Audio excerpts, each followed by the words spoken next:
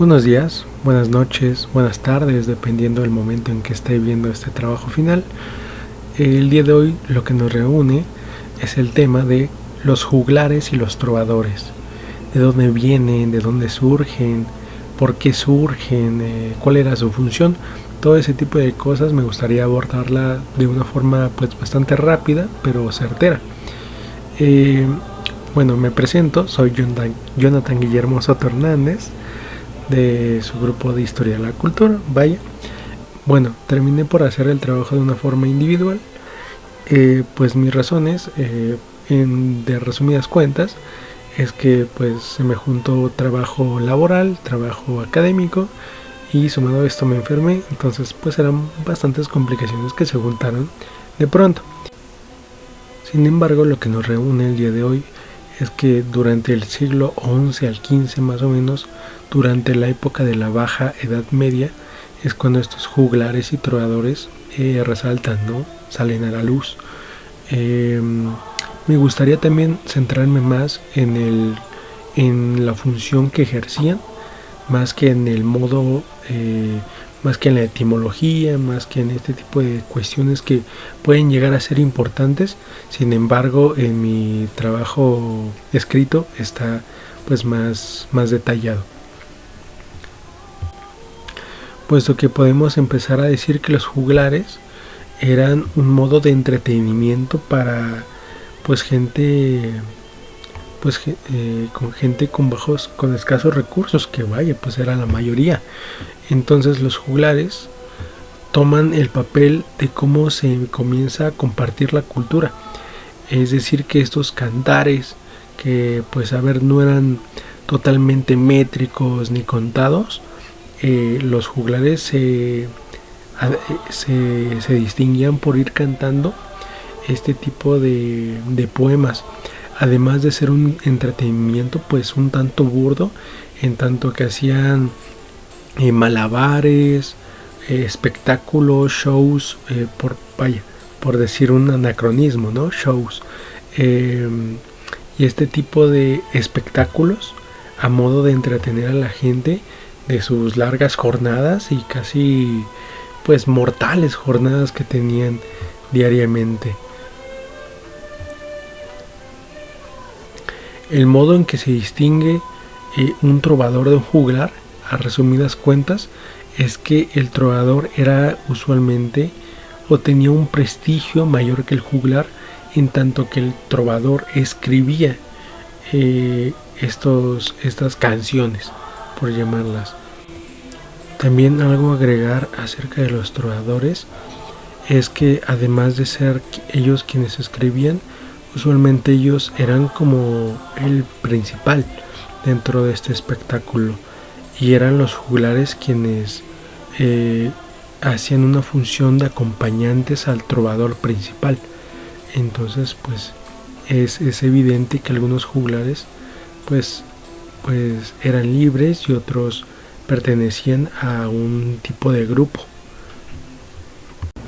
Con eso también me gustaría hacer una distinción en cómo había distintos tipos de juglares y trovadores, ya que no todos iban por ahí libres cantando y bailando, sino que había unos que pertenecían, como ya dije, a una agrupación, que a su vez pertenecían a un rey o a un señor, donde daban estos espectáculos a un cierto tipo de gente.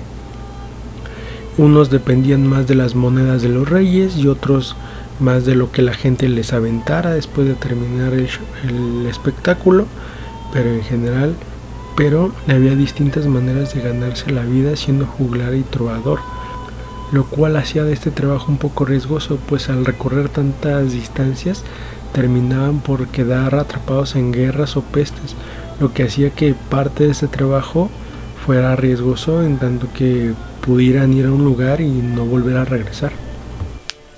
Entonces también puede llegar a ser un tanto confuso la diferencia entre poeta y trovador, porque el poeta era aquel que escribía poesía en latín, mientras que el trovador lo hacía en una lengua romance. Su literatura además era una de las fuentes básicas de la poesía que durante los siglos se cultivaría en Europa occidental. Entonces, es aquí cuando comienza a haber una distinción entre el mester de clerecía y el mester de juglaría. Esto, por llamarlo de alguna forma y un tanto pues incluso arbitraria, podríamos llamarla, como hoy vemos, a la alta cultura, entre muchas comillas, y la baja cultura.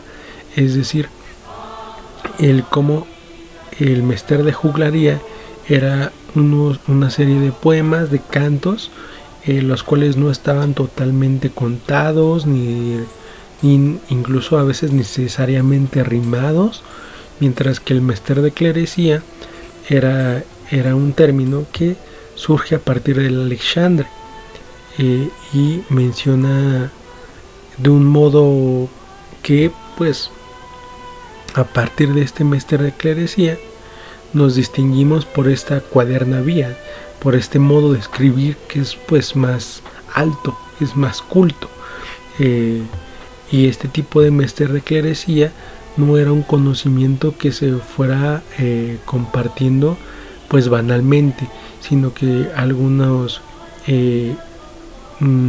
sino que solo en algunos lugares, y que algunas personas tenían acceso a este tipo de mester de clerecía, mientras que aquellos pues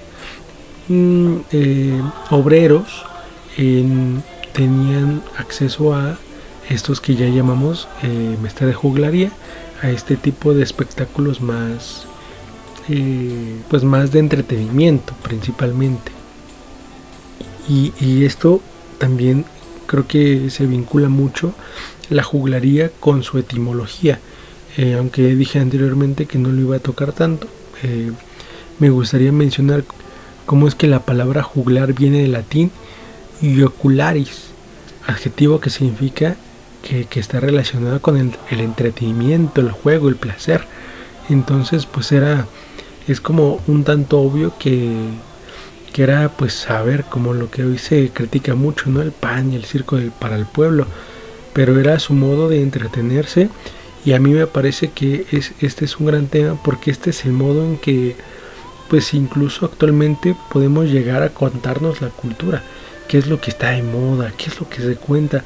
A mí me parece abrumante cómo es que al clasificar, digamos, al mester de juglaría, nadie comenzó a tomárselo en serio hasta que llegaron los goliardos, este tipo de nuevos, ¿cómo llamarlos?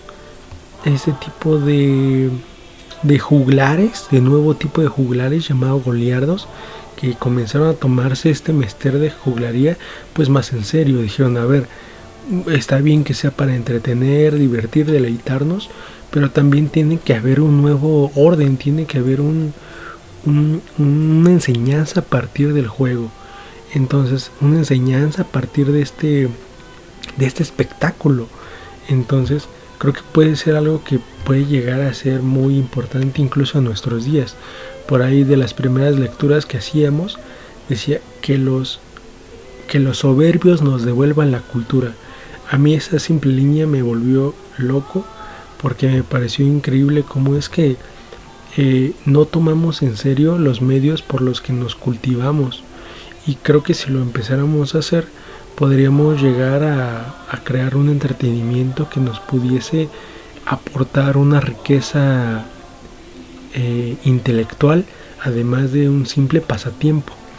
Entonces es por eso que me pareció que el tema de los juglares y trovadores era fundamental en el modo de cómo se comparte la cultura, de cómo se compartía, incluso ahora sigo afirmando, cómo se comparte el conocimiento.